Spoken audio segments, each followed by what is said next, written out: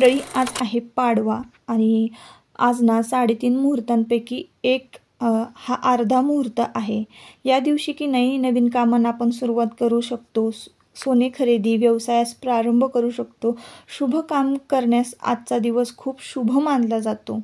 तर आज ना बालप्रतिपदा सुद्धा आहे। थोडक्यात मी पौराणिक कथा तुमच्याबरोबर शेअर करते। तर या दिवशी भगवान विष्णूंनी वामन अवतार घेऊन दानशूर बळीराजाला पाताळात पाठवले होते।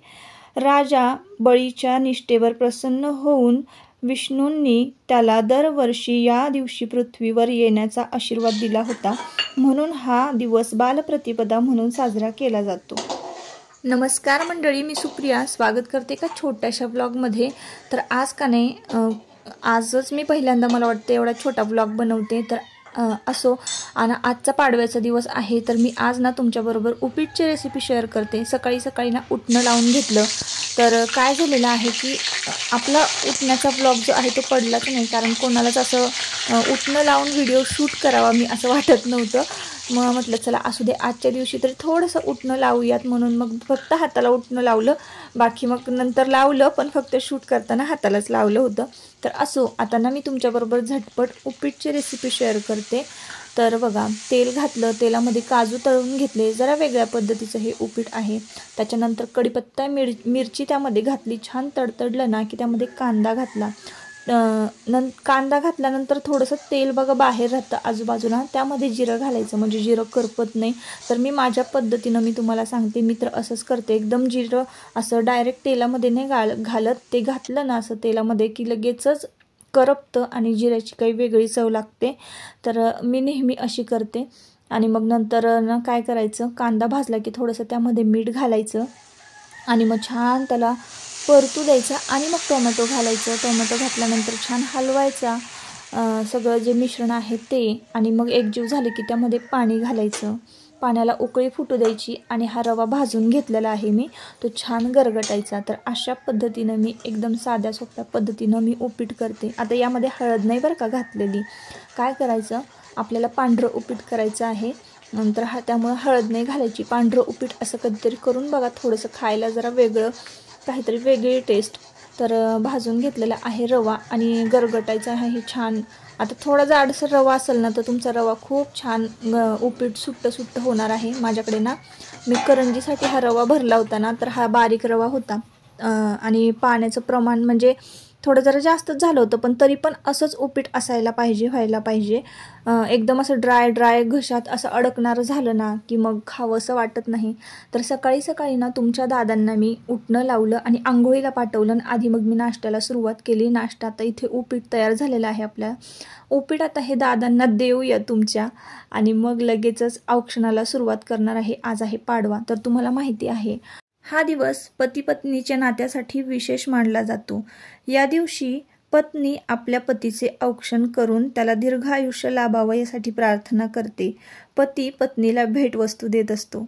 तर असं आहे, म्हणून आजचा दिवस ना हा पती पत्नीच्या प्रेमाचा दिवस असा मानला जातो। तर चला म्हटलं, सकाळी सकाळी नाश्ता वगैरे झालं आणि तुमच्या दादांना ना कामासाठी बाहेर जायचं होतं, तर मग म्हटलं चला बाहेर जाण्याआधी सकाळी सकाळी आपला पाडवा साजरी करूया। आणि मी इथं औक्षण करत होते आणि विचारत होते तुम्ही मला काय देणार आहे, तर तुमचे दादा म्हणत होते सगळं तर तुझ्याकडंच आहे, सगळं तर तुझंच आहे, तूच मला दे, अशी आमची चेष्टा मस्करी चालू होती। आणि मग इथं मी सकाळी सकाळी औक्षण करून घेतलं आणि लगेचच मला पण स्वयंपाकाला लागायचं होतं। आता इकडं ना मी तुमच्या दादांना मागत होते गिफ्ट, तर तुमचे दादा बघा कशी चेष्टा मस्करी करतायत। मला वाटलं ते देतील खरंच, पण नाही दिलं, त्यांचं काय माहिती काय प्लॅनिंग होतं। तर अशी आमची चेष्टा मस्करी चालली आणि अशा पद्धतीनं आमचा पाडवा जो आहे तो सेलिब्रेट झालेला आहे। तर तुम्ही कशा पद्धतीनं पाडवा सेलिब्रेट केला नक्की कमेंट करून सांगा। तुमचे दादा गेले कामासाठी आणि आता मी लगेच माझ्या कामाला लागलेले आहे, म्हणजे मला स्वयंपाक करायचा होता। आज ना मटण करायचं होतं, मटण थाळी वगैरे केली, सगळे पोटभर जेवले, भाची पण आज आलेले आहेत। तर मी डायरेक्ट हे संध्याकाळचं शूट तुमच्याबरोबर शेअर करते। संध्याकाळीच मी व्हिडिओ क्लिप घेतली, तर इथं मला तुमच्या दादांनी गिफ्ट आणलेलं आहे आणि काय त्यांचं प्लॅनिंग होतं का मग, त्यांच्या चॉईसचं त्यांना घ्यायचं असावं कदाचित, आणि त्यांची चॉईस तर तुम्हाला माहिती आहे खरंच खूप छान असते। तर साडी बरोबर की नाही, साडीच आणलेली आहे आणि साडी बरोबर की नाही हे बघा, हे असं छान छोट्या छोट्या भरण्या मिळाल्या काचेच्या.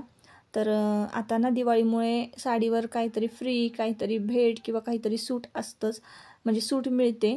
तर अशा ह्या 2 काचेच्या भरण्या मिळालेल्या आहेत. खूप छान होत्या, मस्त होत्या. आणि इकडे की नाही चहाची वेळ झाली होती, त्यामुळे सगळ्यांना मी चहा गाळून घेतला होता.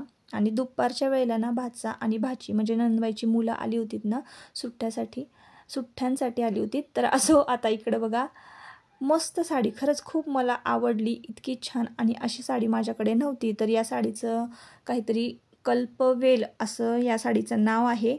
आणि खरंच साडी खूप छान होती आणि तुमच्या दादांची चॉईस पण खरंच खूप भारी होती. आणलं ना, म्हणजे गिफ्ट आणलं याचंच मला खूप कौतुक होतं.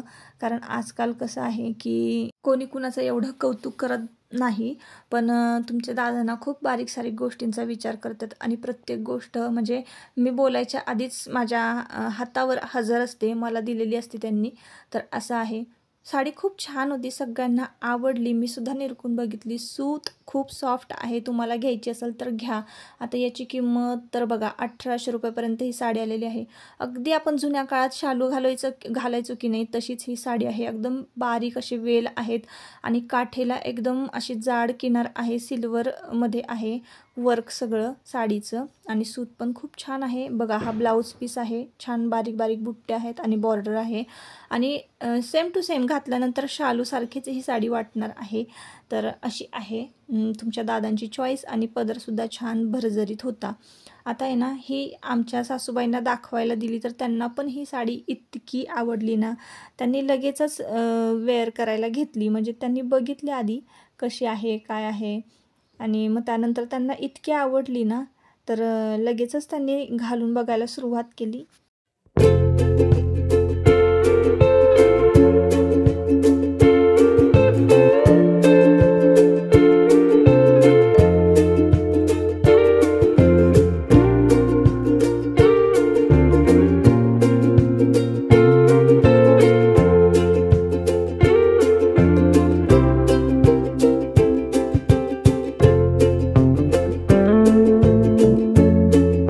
कशी दिसते ही साडी घातल्यानंतर, वेअर केल्यानंतर कमेंट करून नक्की सांगा.